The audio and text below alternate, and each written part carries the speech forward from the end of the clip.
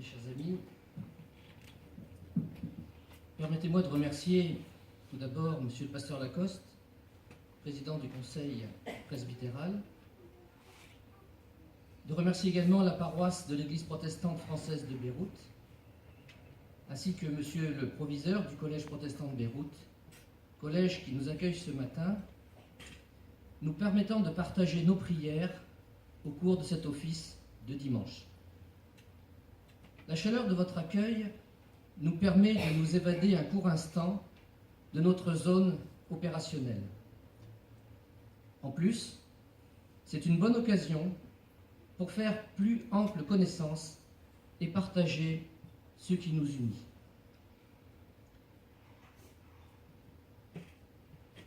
J'ai découvert cette terre du Liban il y a à peu près 1 an. Et je dois avouer qu'on revient de ce séjour, de cette opération militaire, un peu changé.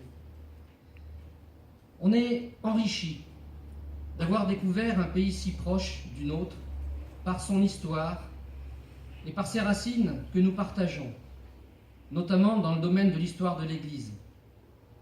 Quelle émotion de lire dans la Bible le nom de la ville de Tyr, quand justement cette ville se dresse sous nos yeux, d'entendre parler de Sidon et d'aller à Mardouché, là où Marie attendit son fils lorsqu'il prêchait à Sidon, sans parler de Cana, même s'il y a débat sur l'exactitude du lieu, mais il parle vraiment à notre cœur. On revient de cette opération enrichie, on revient aussi émerveillé. Émerveillé devant ce que peut faire la solidarité humaine à travers les Nations Unies, les organisations non gouvernementales, les associations, les initiatives individuelles pour restaurer cette humanité blessée par la guerre. J'ai eu ainsi l'occasion d'apporter ma modeste pierre à l'édifice que vous aviez construit, notamment sous l'égide du pasteur Lacoste, pour faire parvenir des appareils de mammographie dans la région de Tyr. Vaste chaîne de solidarité concrète et extraordinaire.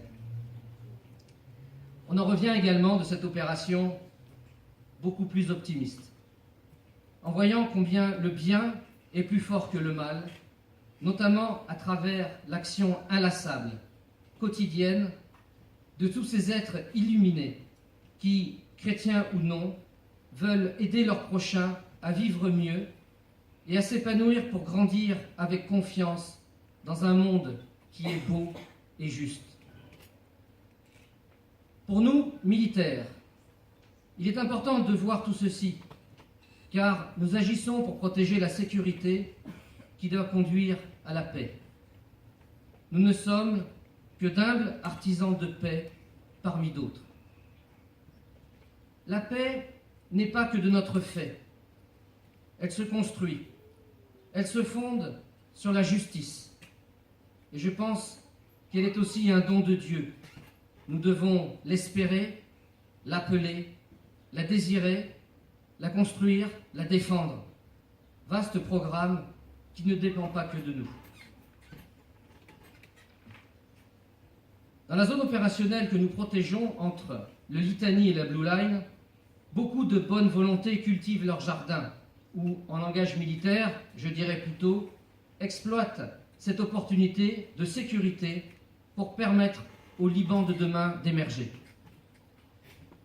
Je suis toujours émerveillé par la puissance qu'ont l'enseignement et l'éducation, et de voir combien ils pourront permettre à ce pays de repartir en évitant un nouveau chaos. J'ai participé il n'y a pas si longtemps à une cérémonie de fin d'études pour les classes de terminale dans une école située à quelques kilomètres de la Blue Line. J'ai été très impressionné par la qualité de l'enseignement dispensé en voyant ces jeunes adultes de toute confession, particulièrement bien armés intellectuellement et moralement, prêts à se lancer dans l'aventure merveilleuse de la vie.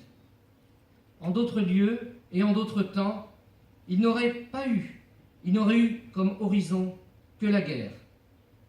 Ceci mesure combien l'action de la communauté d'artisans de paix que nous sommes, militaires et hommes et femmes de bonne volonté, est déterminante.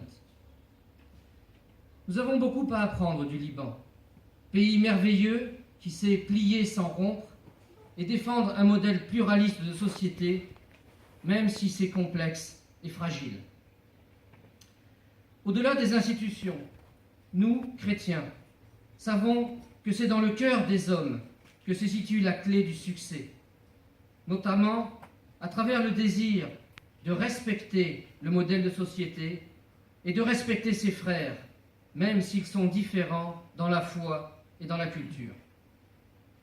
Le Liban est donc un pays religieux qui ne peut pas être bien compris si on ne l'est pas soi-même. C'est donc pourquoi notre présence ici, aujourd'hui, a tout son sens. Car sur cette terre sainte, je crois que l'homme doit reconnaître ses limites et ne doit pas avoir peur de se tourner vers Dieu pour implorer son aide. Je vous propose donc de maintenir le Liban dans nos prières pour que le Seigneur le protège des dangers et qu'il sème au cœur des hommes la soif du pardon, seule attitude qui permette de sortir d'une période de guerre en se libérant de toute soif de vengeance qui, elle, nous enchaîne dans la spirale de la violence. Alors, mes chers amis, merci pour ce que vous faites pour ce beau pays. Merci, mes chères sœurs malgaches, pour vos chants. J'ai vécu 2 ans dans votre beau pays, à Antsirabe, et vous m'avez ramené de nombreuses années en arrière. Merci pour vos prières qui nous accompagnent, et merci pour ces belles occasions de rencontre.